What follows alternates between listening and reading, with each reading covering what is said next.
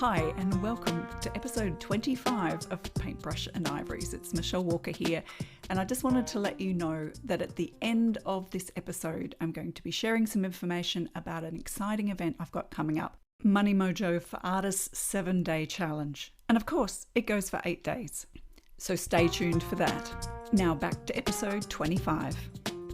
Welcome to Paintbrush and Ivories, the podcast for artists, curious creatives, and art lovers that connects creativity with the heart and soul. I'm Michelle Walker, and I'm here with my creative soul sister, Jennifer Ruth Russell. Hey, Jen. Hi. So good to be here. You ready to rock and roll? I am ready to rock and roll, my friend. Okay, so we're in the beautiful month of May, and I know, having spoken to you in the last couple of weeks, that you got to enjoy a beautiful Mother's Day. And this is your month, as your birthday comes up towards the end of this month. So let's talk about the month of May and the beautiful creativity that we get from, this thing we call the Great Mother. We celebrate our biological mother, and we celebrate all sorts of our community and social mums on Mother's Day. Tell me, what was Mother's Day like for you this year? It was just a beautiful, simple day. I think Mother's Day also is a day of celebrating Mother Earth. Yeah. And so we were outside, we just had a simple barbecue, and my son came over with a big bouquet of flowers and a bottle of wine. And we just had a wonderful time, a very simple time, but very meaningful to me. Yeah, it was just wonderful. Because I don't make a big deal. I mean, America has totally commercialized Mother's Day to the extent that it's just like on the street corner, you can buy a very gaudy kind of decoration with maybe one flower in it, and that's something you can take to your mother. And I'm just like, oh, come on. It's really not about that. It's really about just celebrating this wonderful nurture part of mother, is what I think Mother's Day is. Did you celebrate it this year? Did you celebrate Mother's Day in any way? I did. We went and I got some art materials. And while I was buying my art materials, I bought myself a bunch of flowers. And I thought about all my sister girlfriends that are mothers or have mothering energy in their lives, supporting others, supporting their communities, doing really important nurture work. And for me, Mother's Day is all about creativity. That's the divine creative process, is it not? The creation of a life. And I think there's a lot of connection for us in the way that we think about how we nurture and support ourselves as artists, and that alignment with the whole process of what we would think of as mothering. And for me, just like you said, Mother Earth is a really big part of my thoughts when I think about creativity and when I think about the mother energy. Absolutely. And isn't it interesting that if any of you study the chakras, the sacral chakra is the womb chakra, and it is also our center for creativity. Very connected. All of it's connected. It is. And I know you're connected in your work with Mother Earth, but you're also connected with Mother Mary. Tell us a bit about how that brings itself into the beauty of what you do. Well, I have to say this, that any beautiful angelic being or elemental being, to me, being outside is the best way to connect. And Mother Mary has been a very close friend and a mentor to me for, wow, it's been over 9 years now. And the spiritual experience with her absolutely fuels, all my books have been written with her, and the songs have been written with her, or she'll instruct me to do a light song with this intent for this purpose. So it's become part of my creative process, and it's very fulfilling. It's almost like having the perfect mother who is also your cheerleader, the way that we would probably want our earthly mothers to be, but also just like someone that's always in your court and saying yes, a little bit of nudging here or there. And I never feel that place of criticism at all with Mother Mary. It's just a place of encouragement and nourishment. So may we all be nurtured that way in our creativity. Yes. Yeah. And some of that for me in my journey has been recognizing perhaps what I wanted from that earthly mother and didn't receive, and Mhm. then how that made me feel, and then what I need to do for myself. How Mhm. do I take care to nurture my own needs in terms of creativity and my heart in general, because that is so intimately linked to my creative process.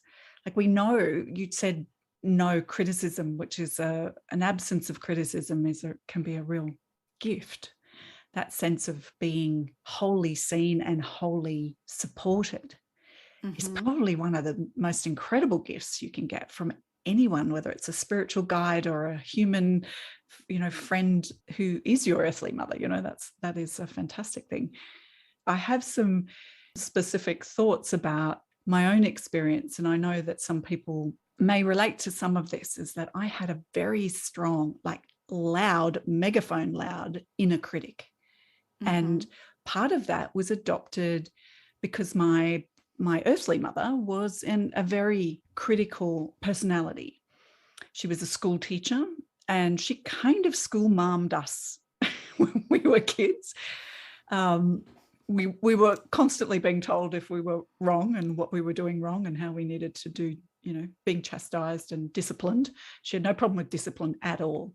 Mhm. So part of that, when you've got a bit of a tender heart, can be difficult. And I have this incredible gratitude to my earthly mother for having nurtured quite a lot of my creativity and also put me right in the middle of nature, because she had such a love of Lamington National Park. We spent a lot of our school holidays up there. And so I got to really just roam in the bush by myself. There's a real safety in the life of those holidays in the national park. There was never anything to be fearful of. There was never any, social or safety issues. We could just do whatever we wanted. Well, it was an incredible gift. But she also gave me some pretty strong, harsh messages, one of which was, I'm tone deaf, apparently, according to my musical mother. So it's been, and I know I've said this before, it's the last arena of my creative expression that I have got on my bucket list that I will get to.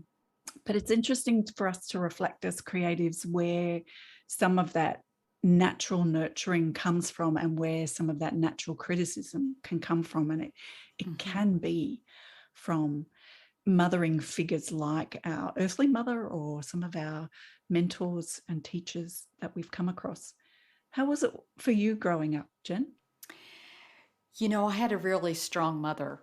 And I say that in the appreciation today. I didn't always appreciate it, but she was filled with awe and wonder in the natural world. She always Mm, knew the names of plants and birds. And my brother, in fact, records to this day every bird that he's ever seen, and his sons do the same. yep. I know that's because of my Do, mom. do you know that there's a name for that? Twitchers Mm. and tickers. I love it. As from one bird watcher to another. Sorry to interrupt. That's Keep going. great. That's great. And also, I remember in my teen years just button heads with my mom. She was a piano player, right? So from a little wee one, I would sit on the piano bench with her and watch her. She was a great stride piano player. So I'd watch her left hand go crazy, and she'd sing and play very similar to what I do, but in her own style. And she never criticized the music. It was everything else. It was like she was very conservative. So when she saw my first bikini, she just like hit the ceiling, right? So she was strong. And I remember when I was 16, I had spent a lot of time away from my family because I was in boarding school in Ethiopia. And then as a teenager, I came back to live with my family, which in some ways was excruciating because I already had my freedom. And I remember her looking at me one day and saying, either you or I are going to need to leave this house, right? Oh, Of wow. course, I was The only showdown. 16. Yes. And I was just speaking about this the other day. I'm so grateful that she was strong because when I pushed against her, she pushed back. And I Yeah. do know some of my cousins weren't so fortunate. They pushed against their mom and she fell down. That has also its non Well, let me just say it has its after effect of not feeling Mm, like, wow, I can be strong. I can be a strong woman and it's going to be okay because here's somebody that's pushing back on me. mm. But I have to say that my mom would have a way because Sunday nights was our night when we were home. There was nobody else in the house. And my mom would say she would get the kerosene lamp going and she'd get the little cooker that was also made out of kerosene. We'd heat up some tomato soup and have grilled cheese sandwiches. And she would say, we can do anything, it's just us. And that is such a creative statement, right? Yeah. It's like, oh, we can do anything with this night. It's just us here. Because we always Mm. would have people around helping, and we always had a line outside our front door for people that needed help. But that was like one time in the week that it was like, let's explore and do something fun together. And we would get pots and pans out and bang on them. My mom played the trumpet. My two older siblings played the trumpet. My sister Beth played the violin, and I played the flute as well. And we would just like do crazy stuff. And it was very creative. Mm. Yeah. Wow, that just sounds ideal to me. And I had a very similar experience of being on the piano stool with my mum, but not such a good kind of end point. I would ask her, she was a music teacher and she played about 15 instruments. She was Wow. really accomplished. And flute was her number one, and piano, they were her two as well. I remember sitting there trying to play Elephant Walk. Do you know that piece of music? Yes. Is it Henry Mancini? I'm not sure. Da, da, da, da, da, da, da, da, da, da. And I was I was trying to play it, and she looked at me, she sort of shoved me over, she played it, and then she got up and left. And I remember Oh, thinking, and I went back to sort of trying to do it with my fingers. So I just felt crushed by, she could do it. She was so capable, and I was not that. And that was a really interesting experience. And my journey with learning piano was fairly short. Let's just put it that way. It never well, was it must have taken given you, seriously. it must have been also the catalyst that said, oh, I don't think I'm going to go here. I think I'll go over towards the visual arts. Absolutely. And, I think the ability to be nurtured by both my mother and my father in different ways with other types of creativity was just, so powerful. And I used to do pottery with my mum, and I remember trying wheel throwing and hand building, and I was right into that. Like, there's something fabulous about putting your hands in clay, and she was Hmm. into that. That was a strong part of a connected activity that we did into my teen years. We used to meet up, even though it was kind of, managed around custody access and all that sort of stuff. I'd sort of got a little bit older and I was a bit beyond that. And we would meet up and have pottery classes together. And I watched my mum do different creative pursuits. So she was an extremely good seamstress, but she was also right into woodworking.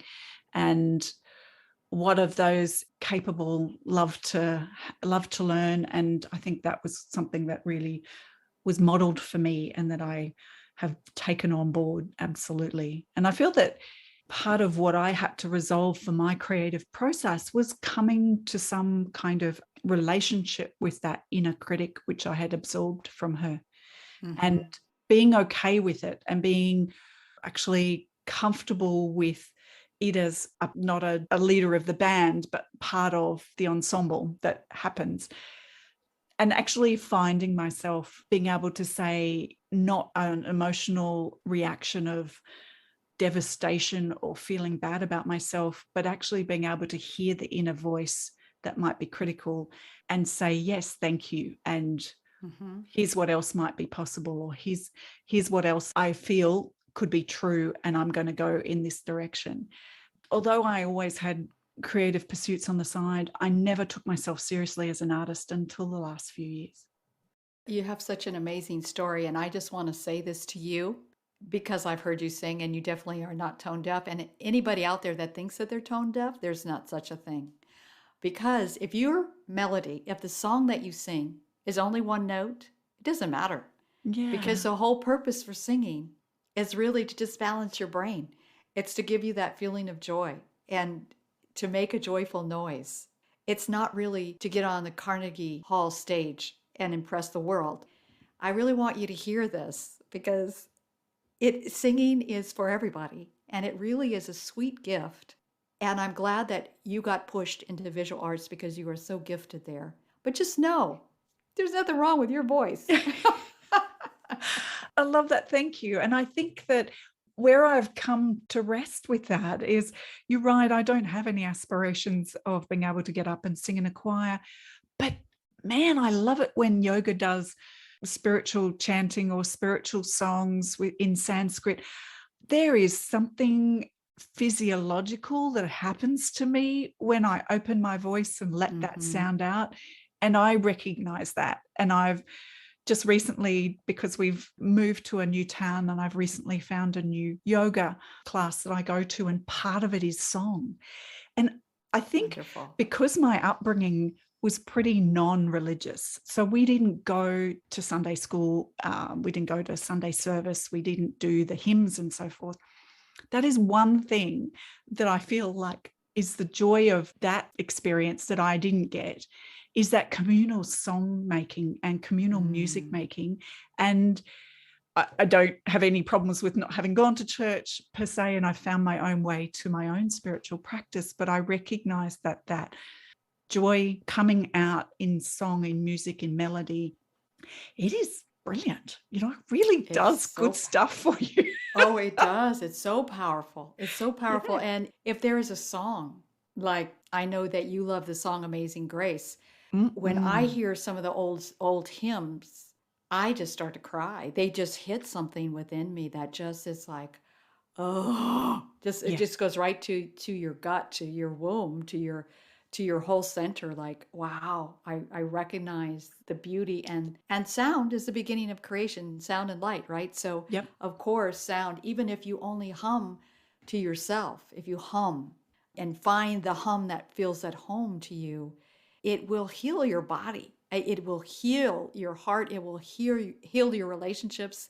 Anything you want to heal, your finances, Mm. whatever it is that you need to heal, it will. That is so true. And I feel that what you just said about being brought to tears by listening to music, that is why I have such a connection to Amazing Grace. Is I heard, and I this is sort of 30 years ago, and I can't recall who it was that was singing it, but someone did a rendition of Amazing Grace, and I actually had a whole let go emotional response to it because of the sheer beauty of it. And I've had that a couple of times in my life. Someone sang Ave Maria in a wedding that I went to, from the back, what do you call the mezzanine, the back sort of Mm-hmm. upper level, across the sort of heads and the crowns of the congregation for the wedding ceremony.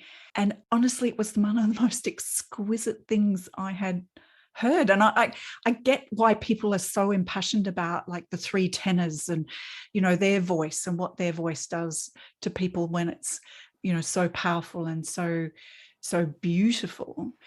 And I love that your permission giving that you just gave me. I received that gift. Thank you, Jennifer.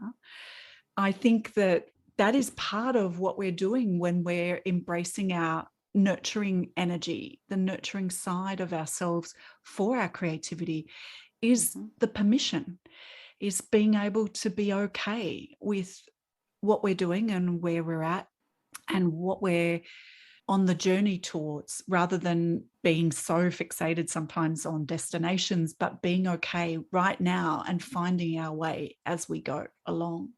I think that's a real important part. And so permission, and you also mentioned play, you know, this idea of possibilities on a Sunday night when everyone else was sort of not there and it was just you and you were doing your tomato soup. I just love that, you know, the ability to play with possibilities. Mm-hmm. Have the blank canvas Mm, of time, mhm. is another beautiful gift of creativity. I have to say before we move on from this subject is that Ave Maria is actually Mother Mary's song. So we all have a song, but it's her keynote, which means as soon as you hear that song, you're connected to her heart. It absolutely brings you into the presence of the Divine Mother. And that's Mm. why we feel so nurtured when we listen to that song, which is a beautiful gift that Oh, she's given us. thank you. I did not know, Yeah. I did not understand the significance of it for Mother Mary. I feel that, you know, one of the things that has helped me on my journey has been really addressing some of the almost grieving and loss that I had to do, and having done some of that around my relationship with my mum, it has been a beautiful thing. For I can see it coming back in great waves of joy and possibility for myself over the years since I looked at that aspect. And I know that there's a lot of people can carry a lot of stuff around their relationship with their mum and parents in general. So I think that that has been a critical part of journeying towards permission and play and feeling like I can do those things with great ability. Yes. Yes. We have to all come to this place where we say, okay, I need to parent myself. Yeah. I Yeah. need to create this perfect mother, perfect father within me, because when you do that, then you become the precious child that gets to play. You Mm. get to be that freedom of exploration and get to be in that place of full discovery and awe and wonder of your child, which we all are. We're all children anyway, right? Mm. But when you take the time, which you have done, I know I have done, and many of us have done, but if you haven't done it yet, I'm saying do it, because it is when you come to peace with your physical mother, there is such a beautiful transcendent thing that happens when you realize that you can be mothered from a transcendent place. You don't need your mother to change, your earthly mother to really change and be somebody else. But you can accept her. And that sweetness of accepting your mother, the way she came, the way, and all of her problems, and some of them can be extreme. It's Yeah. that is to me when we start really finding the beauty of being able to be that perfect, playful, creative Yeah. being. Yeah. And that it's really interesting, isn't it? Because I feel that in becoming our own, what we need for ourselves as sort of the inner mother and inner father, in order to allow ourselves to open and create as the perfect child that we are, we need to let go of some of the expectations that we either had of our earthly parents or that we have absorbed and internalized. And Mm-hmm. recognizing those and releasing those is really, Mm-hmm. really a big part, I think, of that arc of healing and the arc of coming home to ourselves, and remembering that the security is within. It's not from any external source. Mm-hmm. The security and the inspiration. Yeah. I love that you said that, because to me, that's individual work that we all have to do. You Mm. know, I do have that inner critic that's very strong too. And I recognize it now first as my mother's voice. That's really not my mother anymore. You know, that I have decided that that's not going to represent who she is. I'd rather remember the Sunday nights that it's just us here. What are we going to do with this time, you know? And also, I remember my mother saying to me, you can do anything you want to. Anything that you choose to do, you can do. How come she said that to me? You know, I mean, I just love that she said that to me. It's such an advanced perspective Mm-hmm. on life, because lots of conditioning and limitations might have been a possible way that she Absolutely. framed life up for you. Mm. Yeah. I give thanks for that every day. Yeah. Yeah. Yeah. Well, it's your birthday later on this month, and we won't see you before. We won't be back. We won't be back connected via the podcast. You're celebrating on the 29th, is that right? You know, I am celebrating here. It's a Sunday, and I was invited to sing at Ventura Center for Spiritual Living, which will be just a delight for me because it's right on the ocean.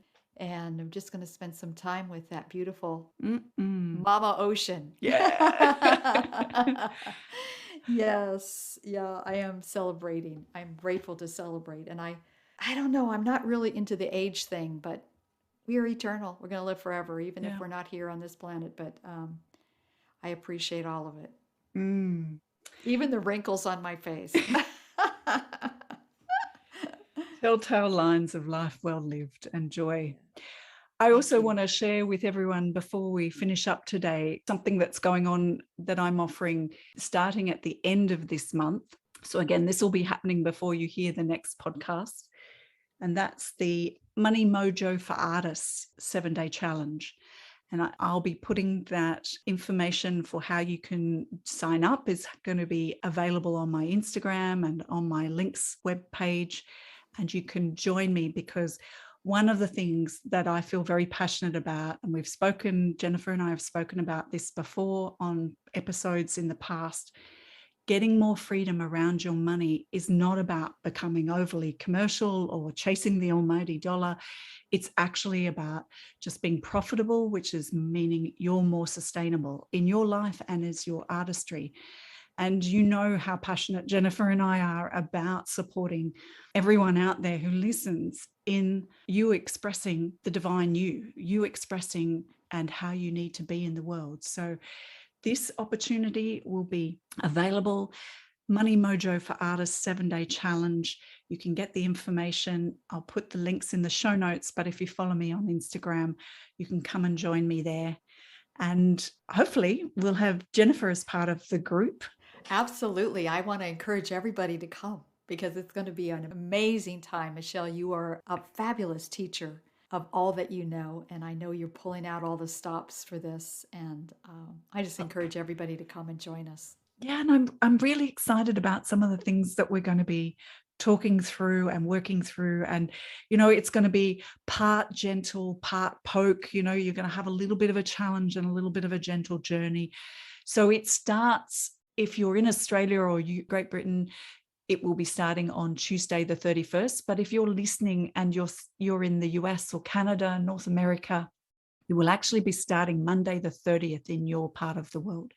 So we just have to manage the time zone thing a little bit, because I'm going to be talking from Australian time, and that might be a little bit confusing for those who are in North America. But we can get over it. I know. We're becoming more global citizens, are we not? That's we right. have to figure out the time zone.